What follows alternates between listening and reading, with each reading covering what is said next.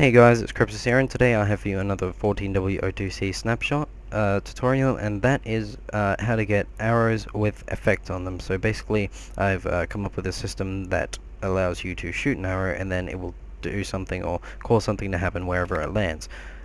So there's quite a few practical uses for this. You can do some things in adventure maps or mini games and stuff, so it is really useful. So I guess I'll just show you that now. So in my inventory you can see I've got a multi-purpose bow and 5 spawn eggs. One is called regular arrows, 1 explosive arrows, 1 is chest drop arrows, 1 is ender arrows, and 1 is fire arrows. So all of those should be pretty obvious, especially the explosive arrows, since you can see I've used that quite a bit here.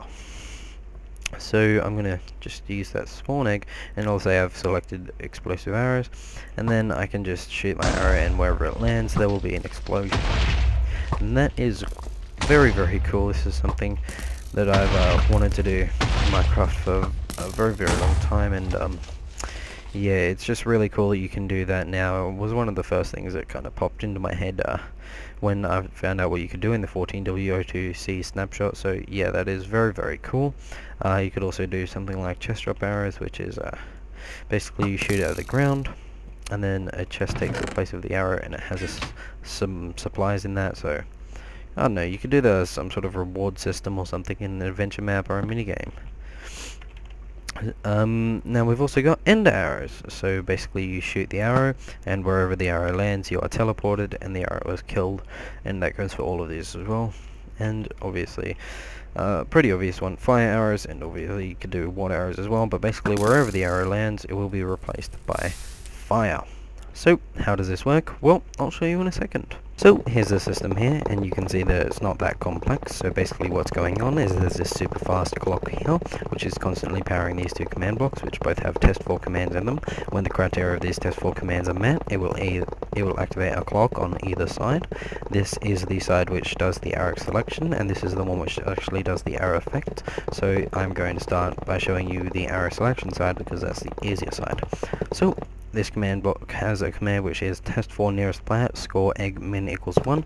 So basically using the 1.7 scoreboard criteria, I've created an objective which goes up by 1 every time you use a spawn egg, and then that'll activate this clock. And basically what these test for commands do is test for the nearest player with selected item slot 1.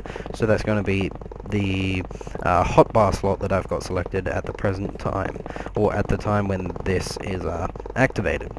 So as you can see, if I had the first one activated, which is going to activate this one, I just have to right click on the ground, and if I've got this slot selected at the time when this is powered, then it will go through this one. If I had this one selected, this would happen, this would activate like that. But what happens after it goes through this operator? Well, as you can see, it has a say command on each of these, which is say you've selected regular or explosive or, you know, ender arrows. Then also on the bottom here we've got scoreboard player set nearest player egg 0, so it'll set the score of egg to 0 and this clock will turn off. If I just get some wood to replace that. And up here we've got scoreboard player set nearest player arrow type 0, and then we would have 1, 2, 3 and 4. So 0 is for regular arrows, 1 explosive, 2 chest drop, 3 ender, and 4 for fire. So that's all this side has to do. Then on this side we've got a command block here which has a test for command which is test for at E. So testing for an entity type equals arrow, and in-ground E is 1B. Obviously the B is needed because it is a byte tag, and there's a bug right now that makes you have to put the letters, you probably know about that already. So then that activates this clock, which activates these 4 command blocks which all have test 4 commands. So I'm just going to show you the explosive arrows as an example because I've already got those selected. So basically what happens is once the criteria is met, which is test for nearest player with score arrow type minimum equals 1 and score arrow type 1, it'll activate this comparator which goes into this command block which summons primed TNT is 75 blocks up with a fuse of 0. And then in the same tick, but just slightly after, I'm not sure why, but this command block will teleport that that primed TNT that I just summoned to the youngest arrow, so the latest arrow fired, and that will just blow up. And then this repeater powers these. Then this repeater powers these, which does kill the arrow, and it changes the block data of this to success count 0, which turns off this comparator because this is no longer true, and this clock will have turned off because there is no longer an arrow in the ground.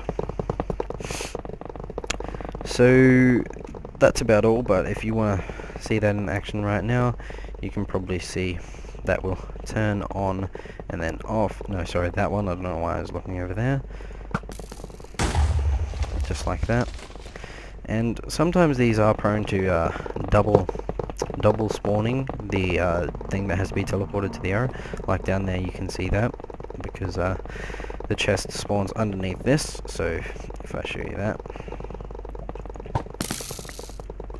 one spawns down there.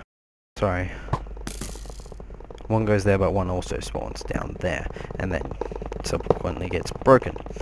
So, this has been another tutorial video by Crypsis. If you like this video, like and subscribe, and that is all.